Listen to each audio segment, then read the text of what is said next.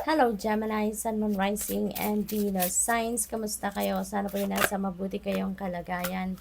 Welcome back po sa Star Tarot. Kung bago kayo rito, welcome din kayo. Thank you sa inyong support. I truly appreciate it. God bless you all.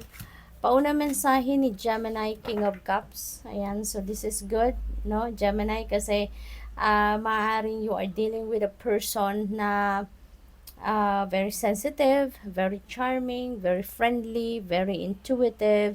Yung ganun, at saka siguro, very compassionate person, Gemini. Maaring, ito yung kausap ninyo sa ngayon or kakausapin ninyo. This could be, Cancer, Scorpio, Pisces, no? Na maaring you're going to be dealing with around this time.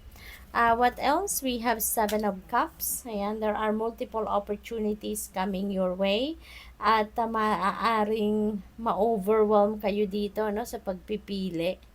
Kaya parang kakailanganin ninyo dito siguro yung advice ni King of Cups, or baka kailangan mo si King of Cups para matulungan kang magdesisyon dito, or siguro kailangan mo siya na matulungan kang mag-research, maghanap ng facts, no, na sa inyo,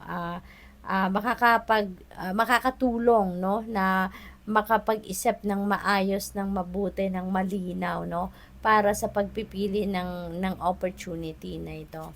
What else? We have Six of Wands. This is beautiful. This is victory energy. So, meron kayong pagtatagumpayan dito mga ginagawa ninyo, trabaho, karera, negosyo, kung ano man yan, na pinagsisikapan ninyong pagandahin, ayusin, pagtagumpayan, ay ito na, makukuha nyo na nga yung trophy ninyo dito. You are going to be recognized na yung trabaho ninyo, performance ninyo, magandang resulta ng inyong mga trinabaho. Kaya this is recognition na maaari ding matanggap ninyo, maaari makakuha kayo dito ng financial reward. So this is really beautiful. We have Queen of Swords. Ayan. So, dito naman, parang kayo, no?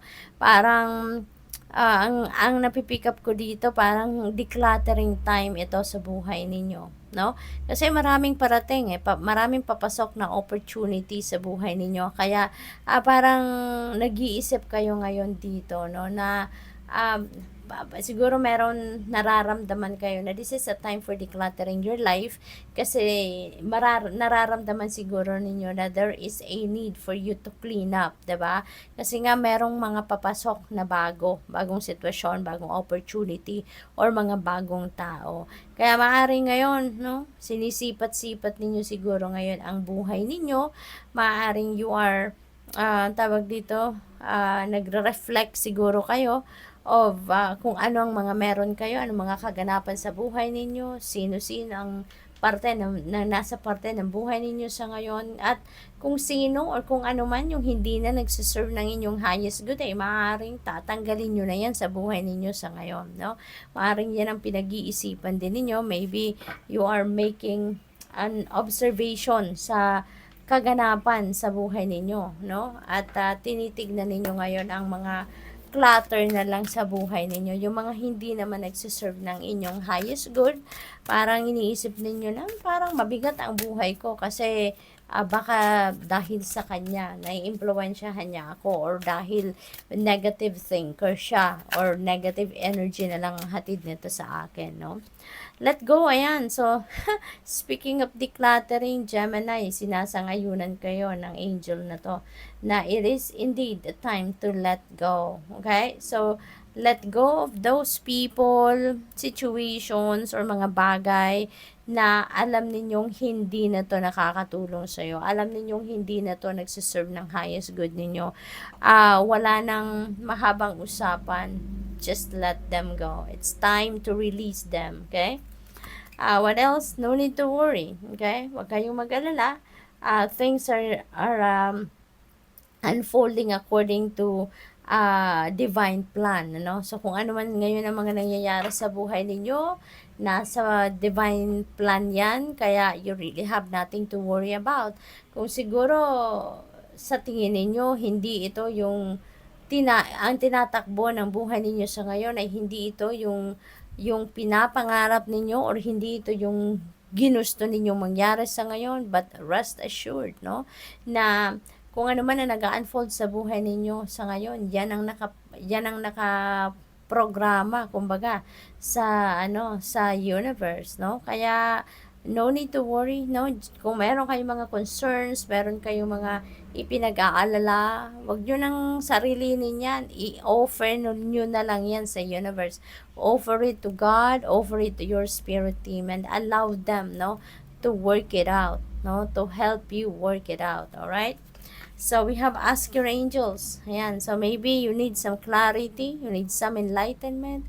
So, you're being, advised na, sige, humingi kayo ng tulong sa amin. Yun ang sabi sa iyo ng angels ninyo. Hingi ka ng tulong sa amin and we will help you. We will be there, no, to support you, to guide you, to protect you, kung ano man ang inyong kailangan.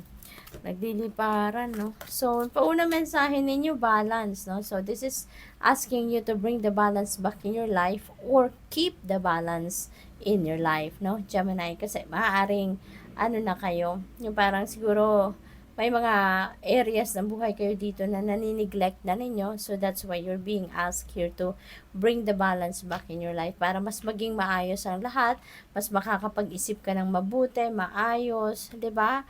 You will be more productive, yung ganon. So, courage.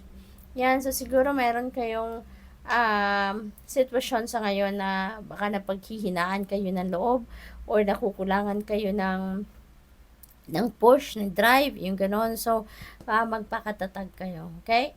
Activate your courage and inner strength for you to be able to push it, no? Kung ano man ang kailangan ninyong harapin dito sa ngayon, kailangan i-address ng mga sitwasyon ninyo sa buhay, gisingin ninyo ang sarili ninyo, no? Buhayin ninyo yung courage and inner strength ninyo. Basta saan ba't makakayanan mo yan? We have passion. Ayan. So, maybe, mabubuhay ngayon din yung inyong passion, no? Maaaring may mga opportunities dito na paparating, no? Yun dito, multiple opportunities. Maaaring isa sa mga oportunidad na yan ang iti-take advantage ninyo dahil siguro yan ang gigising sa passion ninyo, yan ang gigising sa drive ninyo, sa determination ninyo. Kasi, baka ma-excite kayo sa opportunity na yan dahil baka ito na yung pagkakataon, no, na pinapadala sa inyo ng universe na magawa ninyo kung ano talaga yung love ninyong gawan, yung passion ninyo, kung ano talaga yung makakapagpasaya sa inyo, no? So, good luck. Thank you for watching. Love and light. Namaste.